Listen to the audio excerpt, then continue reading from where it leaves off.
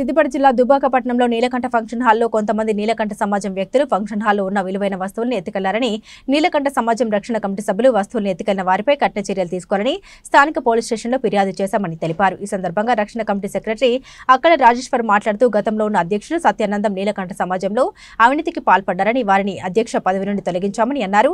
అధ్యక్ష పదవి తొలగించినా గానీ నీలకంఠ సమాజం అధ్యక్షుడు అని చెప్పుకుంటున్నారని ఆగ్రహం వ్యక్తం చేశారు. నీలకంఠ సమాజ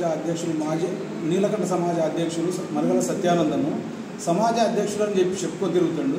ఈ మరగల సత్యానందము నీలకంఠ సమాజస్తులు అధ్యక్షత పదవి నుంచి గతంలోనే తొలగించారు. అయినప్పటికీ ఈ సత్యానందం అనే వ్యక్తి ఇంకా నేను అధ్యక్షుడని చెప్పుకుంటూ ఇంకా పేపర్ ప్రకటనలో అలాంటి ప్రచారాలు చేస్తుంటూ ఇదంతా ఫేక్ న్యూస్. అది ఆయన ఎప్పుడో తొలగించింది నీలకంఠ సమాజము.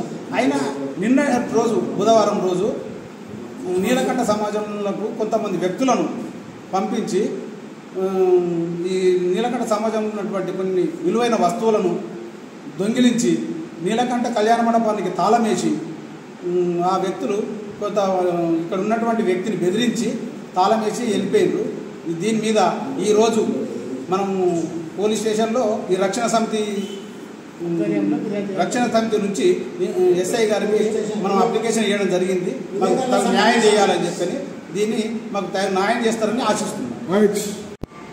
సంఘానికి చెందినటువంటి ఆస్తిని తన స్వలాభం కోసం పరులకు విక్రయించి దాని నుండే వచ్చే డబ్బును తన సంతానికి వినియోగించుకొని దుబ్బాక నీలకంఠ సమాజాన్ని భ్రష్టు పట్టించినటువంటి మాజీ అధ్యక్షులు. ఆయన అధ్యక్షులు అని చెప్పుకుంటుండగాని ఆయన అధ్యక్షుడు కాదు. ఆయన పేరు మీద అవినీతి ఆరోపణ కేసు నడుస్తుంది కనుక అట్లా చెప్పుకోవడం కరెక్ట్ కాదు. ఆయన సమాజం పెద్ద మనుషులందరూ కలిసి రమ్మని ఎన్నిసార్లు పిలిచినా రాకుండా దాడులు చేస్తూ ఈరోజు కూడా బుధవారం రోజు సాయంత్రం కూడా కొంతమంది నీలకంఠ పెద్ద మనుషులతోని సంఘంలోకి దూరబడి బీరువాలో ఉన్నటువంటి పుస్తకాలను బుక్కులను ఉన్న గుమాస్తాను బెదిరించి తీసుకుపోయినాడు. అట్టి గుమస్తా పేరును కూడా మలిపేసినాడు. కావున అతనిపై పోలీస్ చర్య జరిగినది.